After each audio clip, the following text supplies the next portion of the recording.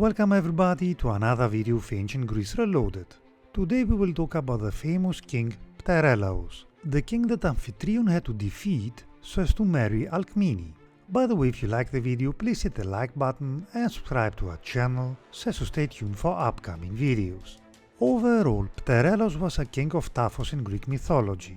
Pterelaus was the son of Taphius, the man who gave his name to the Taphian people, hence the grandson of the first Pterelaus. Following the family line of Pterelaus, we are his grandfather, and going back 5 generations, we come to the hero Perseus. In short, Perseus' son Mestor had with Lysidike a daughter called Hippothoe. Hippothoe was a love of Poseidon, and from this relationship Taphios was born. Thus, Pterelaus was the great-great-grandson of the famous hero Perseus.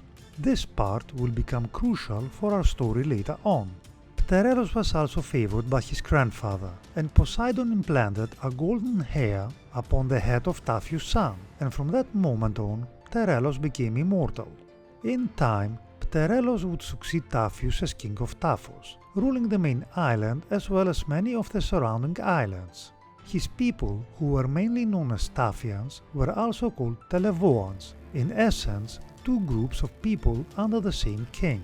Pterelaus would father 7 children by an unnamed woman, or women. The 6 named sons of Pterelaus were Chromius, Tyrannus, Antiochus, Chersidamas, Mestor, Eviris, whilst the daughter of Pterelaus was Comaetho. When of age, the sons of Pterelaus would sail from Taphos and make their way to Mycenae. Mycenae at this time was ruled by Electryon, a son of Perseus. The sons of Pterelaus demanded a share of Mycenae for their father, claiming it as his birthright. That was based on the fact that Pterelaus was a descendant of Perseus himself. Electryon refused to negotiate with the sons of Pterelaus, who, in retribution, started to plunder the land and stole away a large number of cattle.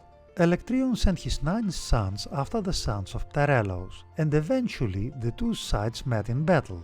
It was said that all of Electryon's sons, or all but one, were killed in the battle, whilst all the sons of Pterelaus were killed, save for Eviris.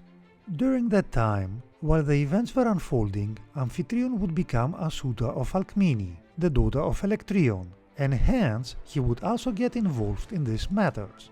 So Amphitryon would recover the stolen cattle, but as Electryon was getting ready to start a war against Pterelaus, he was accidentally killed by his future son-in-law. Having died without a male heir, the throne of Mycenae was opened, despite the fact that Electryon had planned to entrust it to his future son-in-law Amphitryon. Sthenelus, a brother of Electryon and another son of Perseus, decided to seize the throne, and for having killed the king, even though it was an accident, Amphitryon and Alcmene were exiled from the Peloponnese. On another place, although Pterelaus had lost most of his sons, he remained king of Taphos, but his demise was soon to follow. Amphitryon, now in exile in Thebes, sought to marry Alcmene, but Alcmene would not marry him until her brothers had been avenged. Amphitryon gathered together a force of Athenians under Cephalus, Argives under Elephs, and Thebans under Creon. This army set out and conquered all of the lesser islands ruled by Pterelaus. Now only Taphos remained, but as long as Pterelaus remained immortal, Taphos itself could not fall. Treachery was afoot though.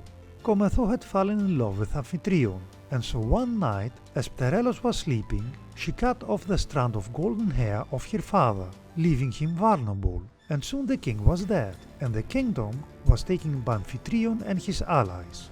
Such treachery, though, was rarely rewarded in Greek mythology, and Comaetho did not end up as the wife of Amphitryon, for instead she was put to death, a similar end that had befallen Scylla when she had betrayed Nissus.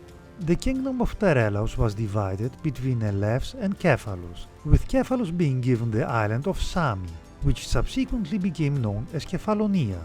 Let us finish with the following saying: like a statue, all parts of life must be beautiful. Socrates. That being said, remember guys to hit the like button and to subscribe to our channel, it would help us a lot. Thanks for watching and stay tuned for upcoming videos.